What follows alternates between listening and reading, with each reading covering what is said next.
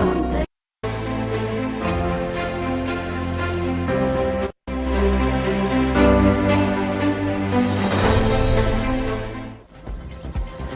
से पहले किसानों को 42,000 करोड़ का तोहफा। पीएम धान धन्य कृषि योजना का हुआ शुभारंभ। पीएम मोदी ने की किसानों से बातचीत। दिल्ली सचिवालय में हुई समीक्षा बैठक। सीएम रेखा गुप्ता ने साझा की जानकारी। स्वास्थ्य मंत्री समेत चिकित्सक अधीक्षक रहे मौके पर उपस्थित।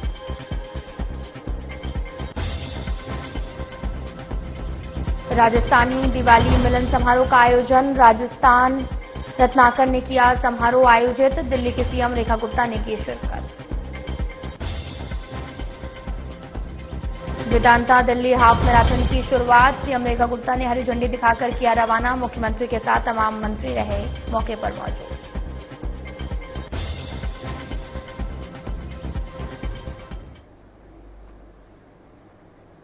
नमस्कार, मैं हूं आपके साथ अंकिता पाल। बुलेटिन की शुरुआत करते हैं।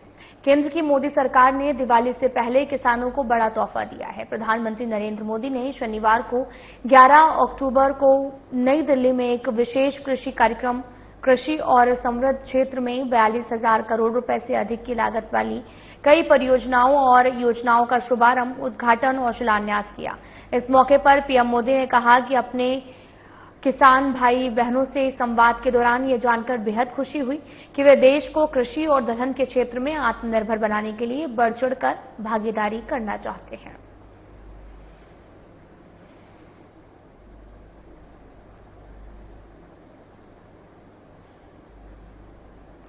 पीएम मोदी ने सोशल मीडिया पर पोस्ट करते हुए कहा कि भारतीय कृषि अनुसंधान संस्थान ARI नई दिल्ली में आयोजित विशेष कृषि कार्यक्रम में किसानों से संवाद किया।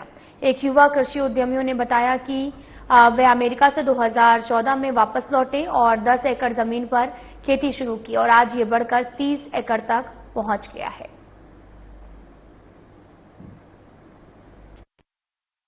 Namaskaram, sir. Start. So, I actually came from US in 2014. And you left USA? Yeah, I left USA. I wanted to employ my own people. And I started with small 10-acre farm, shrimp farming. Now, I'm doing 300 plus acres shrimp farming. On top of that, I'm having hatcheries.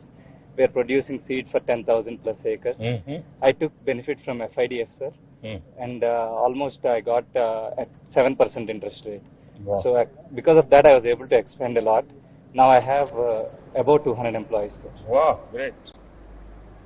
प्रधानमंत्री नरेंद्र मोदी ने Anthropic के CEO Dario Amodei से कल नई दिल्ली में एक मुलाकात की और सोशल मीडिया पर एक पोस्ट में मोदी ने एंथ्रोपिक के विस्तार पर स्वागत किया है और कहा कि वे प्रमुख क्षेत्रों में विकास के लिए AI का उपयोग करने हेतु मिलकर काम करने के लिए उत्सुक हैं।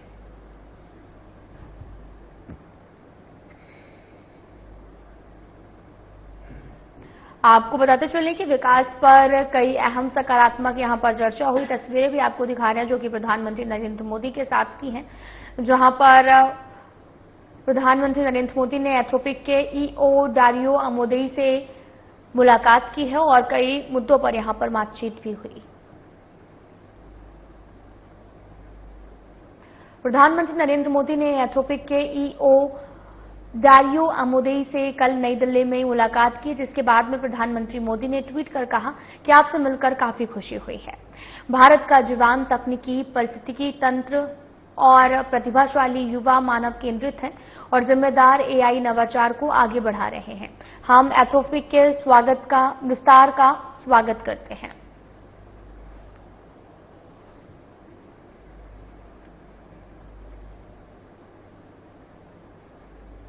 प्रसारण अश्वनी वैष्णव ने एंथ्रोपिक के CEO डारियो अमोदेई से मुलाकात की है। बैठक के दौरान भारत में एंथ्रोपिक के विस्तार और क्लाउड कोड सहित इसके AI टूल्स के बढ़ते उपयोग पर चर्चा की, जिनका उपयोग देश में जून से 5 गुना बढ़ गया है। सोशल मीडिया पोस्ट में श्री वैष्णव ने कहा कि अमोदेई ने भारत के आर्टिफिशियल इंटेलिजेंस पारिस्थितिकी तंत्र और देश के विशाल प्रतिभा समूह का विश्वास व्यक्त किया है।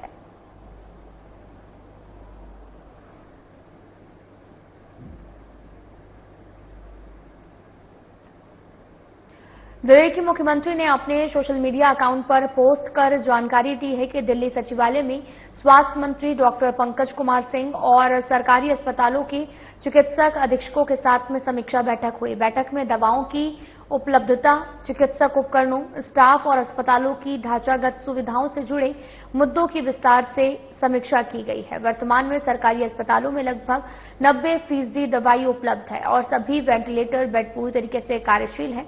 दिल्ली सरकार अस्पतालों में नई मशीनों, उपकरणों और सुविधाओं की व्यवस्था पीपीपी मॉडल और सीएसआर योगदान के माध्यम से कर रही है। साथ ही जहां भी निर्माण या फिर मरम्मत कार्य चल रहा है, वहां प्रगति और गुणवत्ता दोनों सुनिश्चित की जा रही है।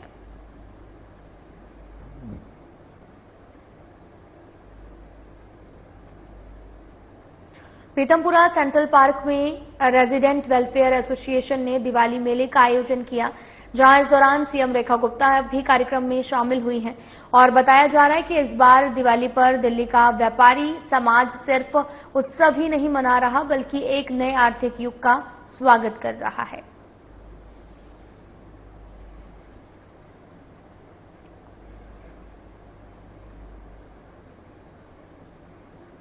दिल्ली पीतमपुरा के एनएसपी स्थित डीडीए ग्राउंड में राजस्थान रत्नाकर द्वारा राजस्थानी दिवाली मिलन समारोह का आयोजन किया गया, जिसमें दिल्ली के सीएम रेखा गुप्ता ने शिरकत की।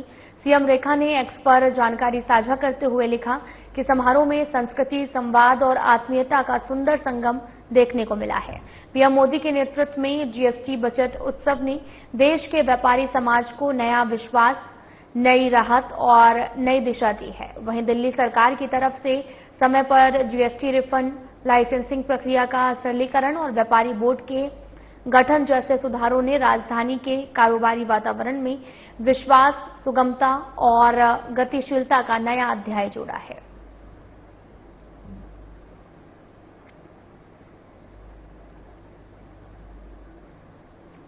पीतमपुरा के केपी ब्लॉक में दीपावली उत्सव कार्यक्रम का आयोजन किया गया, जिसमें सीएम रेखा गुप्ता ने दीप प्रज्वलित करके कार्यक्रम का शुभारंभ किया, जहां उन्होंने कार्यक्रम को संबोधित करते हुए प्रधानमंत्री नरेंद्र मोदी के नेतृत्व में हुए जीएसटी सुधारों के बारे में बताते हुए कहा कि पीएम मोदी के विकास से नए युग की शुरुआत हुई है और साथ ही इस दौरान उन्होंने ये भी कहा कि व्यापारी समाज में नया आत्मविश्वास, नई उम्मीदों की चमक दिखाई दी है।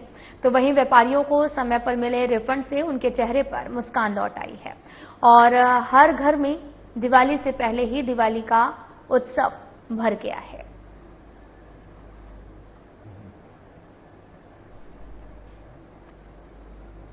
दिल्ली की मुख्यमंत्री रेखा गुप्ता ने रविवार को केंद्रीय मंत्री किरण रिजिजू की उपस्थिति में राष्ट्रीय राजधानी में दिल्ली हाफ मैराथन 2025 के 20वें संस्करण को हरी झंडी दिखाई।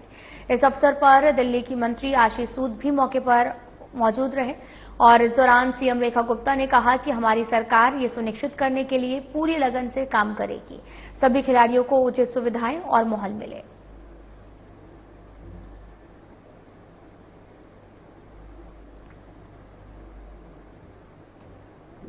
दिल्ली के सीएम रेखा गुप्ता ने एक्स पर पोस्ट करते हुए लिखा कि महान स्वतंत्रता सेनानी, प्रखर चिंतक डॉक्टर राम मनोहर लोहिया को उनकी पुण्यतिथि पर भावभीनी श्रद्धांजलि। लोहिया जी का पूरा जीवन शोषित और वंचितों के अधिकारों के लिए समर्पित रहा। उन्होंने भारतीय लोकतंत्र को उच्च नैतिक मूल्यों और गरिमामय आदर्शों से पोषित किया। राष्ट्र निर्माण की दिशा में उनका योगदान रहा हम सभी के लिए सदैव प्रेरणा स्रोत बना रहेगा।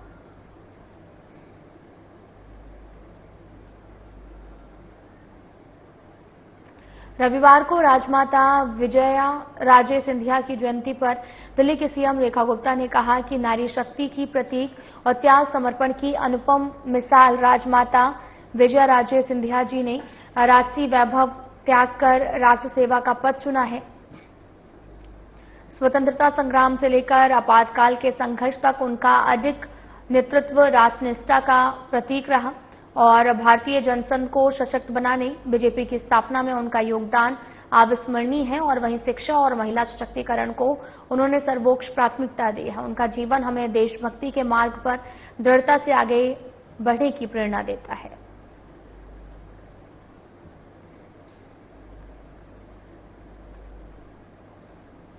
तो वहीं दिल्ली में एक निजी पुरस्कार समारोह आयोजित हुआ। समारोह की गृह मंत्री अमित शाह ने संबोधित किया और विशेष गहन पुनरीक्षण अभियान में किसी को हस्तक्षेप नहीं करना चाहिए। ये निर्वाचन आयोग की संवैधानिक जिम्मेदारी है।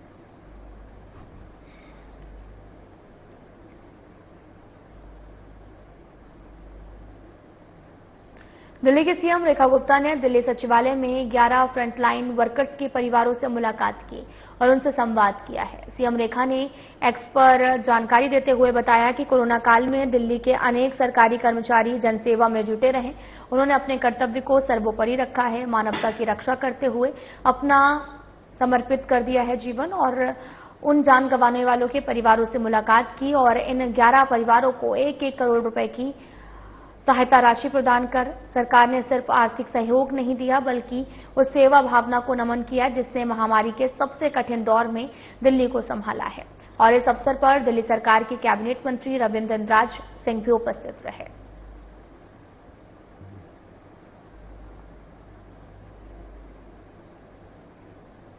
भारत रत्न नानाजी देशमुख की जयंती है और इस अवसर पर दिल्ली की मुख्यमंत्री ने सोशल मीडिया पर पोस्ट कर उन्हें नमन किया है और कहा कि राष्ट्र सेवा और ग्रामोदय के प्रतीक भारत रत्न नानाजी देशमुख जी की जयंती पर उन्हें कोटि कोटि नमन। उन्होंने राष्ट्र ऋषि नानाजी ने राजनीति को लोक सेवा का माध्यम बनाया और ग्राम विकास की ऐसी आदर्श धारा प्रवाहित की जो आज भी देश के लिए प्रेरणा है। चित्रकूट की पावन भूमि पर उनके प्रयत्नों से फली फूली ग्रामोदय से राष्ट्रोदय की भावना आत्मनिर्भर और विकसित भारत के निर्माण की मूल आत्मा है। संत के संस्कारों से पोषित विचारों की दृढ़ता और समाज हित की भावना से ओतप्रोत नानाजी देशमुख जी का जीवन हमें ये सिखाता है कि सच्चा राष्ट्र निर्माण सेवा, संस्कार और समर्पण से ही संभव है।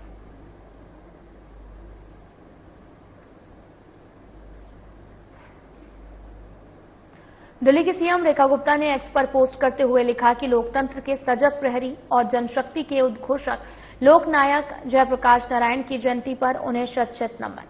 उन्होंने ब्रिटिश हुकूमत के विरुद्ध स्वतंत्रता संग्राम में अग्रणी भूमिका निभाई। आजादी के बाद जब सन 1975 में देश पर आपातकाल का ग्रहण लगा और लोकतंत्र को बंधक बनाने का प्रयास हुआ, तब जेपी ने संपूर्ण क्रांति का ओजस्वी नारा देकर आजादी की दूसरी लड़ाई का नेतृत्व संभाला।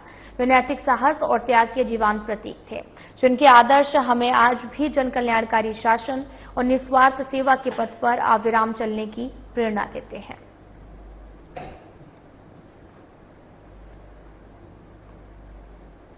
सीएम रेखा गुप्ता ने कहा कि मुख्यमंत्री जनसेवा सदन में आज करवा चौथ के पावन अवसर पर सम्मानित अतिथियों एवं परिवारजनों के साथ पारंपरिक रीति रिवाजों के अनुसार पूजा अर्चना की है। सभी रस्में पूरी हुई हैं और साथ ही पर्व दंपत्ति के सौंदर्य का प्रतीक होने के साथ साथ उस संस्कृति का उत्सव भी है जिससे नारी अपने परिवार और समाज के सुख समृद्धि के लिए स्वयं को समर्पित करती है।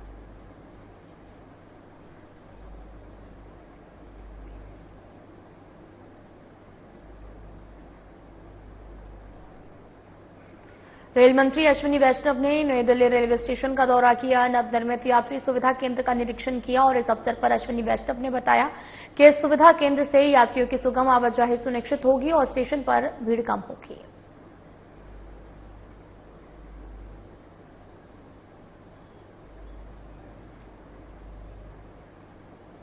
सर्वोच्च न्यायालय ने दिवाली में हरित पटाखों के उपयोग को अनुमति देने के लिए राष्ट्रीय राजधानी क्षेत्र दिल्ली में पटाखों पर पूर्ण प्रतिबंध लगाने संबंधी अपने फैसले को सुरक्षित रखा है।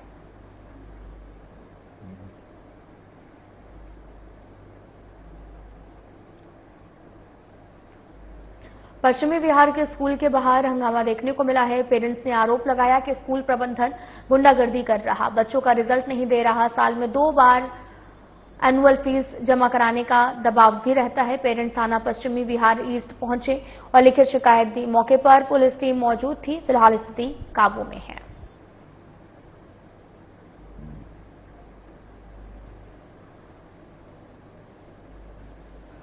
राजधानी दिल्ली को केंद्रीय गृह मंत्री अमित शाह ने 1816 करोड़ रुपए की योजनाओं की सौगात दी है।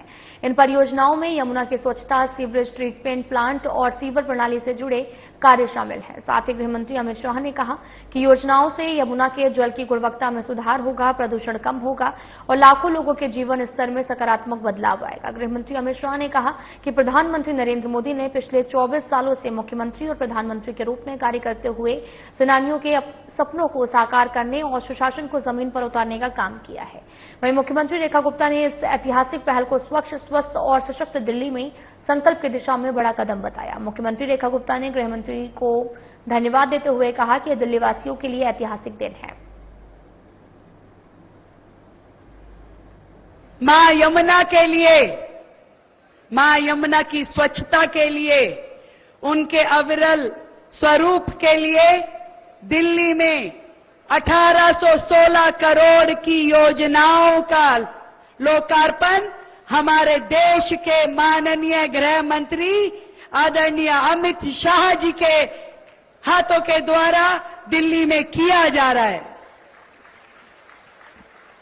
और सच में देश के यशस्वी प्रधानमंत्री नरेंद्र मोदी जी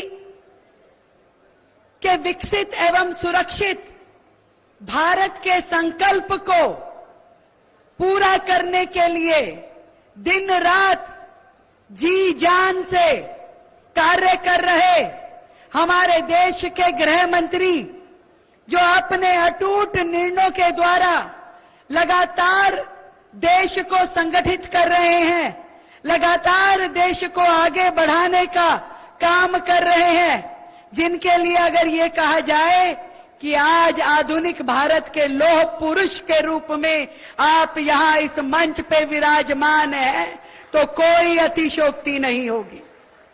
और हमें खुशी इस बात की है कि दिल्ली जैसा छोटा सा प्रांत, जहां एक और पूरे भारत के इतने राज्य, इतनी समस्याएं, इतने इशू होने के बावजूद भी जब भी हम आदरणीय गृह मंत्री जी को निवेदन करते हैं तो वो हमारे हर विषय पे स्वयं से पूरा संज्ञान लेते हैं और हमारे राज्य के हर निर्णय में हमारी मदद करते हैं। मैं चाहूंगी कि जोरदार तालियों के साथ में अभिनंदन करें देश के यशस्वी गृह मंत्री जी का, जिन्होंने हमें एक बार नहीं दो बार इस सेवा पखवाड़े के तहत समय दिया। पहला जब हमने सेवा पखवाड़ा शुरू किया 17 सितंबर को, जब आपके शुभ हाथों द्वारा 17 सितंबर को 17 परियोजनाओं का 1700 करोड़ रुपए की लागत से दिल्ली में उद्घाटन कार्य किए गए, और एक आज जब सेवा पखवाड़े का समापन है तो आप मां यमुना के स्वच्छता के लिए दिल्ली को 1816 करोड़ रुपए की परियोजनाएं समर्पित कर रहे हैं। यहां मेरे साथ मंच पे उपस्थित दिल्ली में यमुना जी की स्वच्छता को लेकर निरंतर काम कर रहे दिल्ली की 2.5 करोड़ की जनता को स्वच्छ पीने का पानी मिले, अच्छी सड़कें मिले, उस दिशा में लगातार मेहनत कर रहे हमारे दिल्ली सरकार के मंत्री भाई प्रवेश वर्मा जी, हमारे भाई आदरणीय आशीष सूद जी, मेरे कैबिनेट में सहयोगी पंकज सिंह जी, आदरणीय सिरसा जी, कपिल मिश्रा जी, और हम सब के छोटे भाई और हमारे सामाजिक न्याय मंत्री रविंदर इंदरराज जी।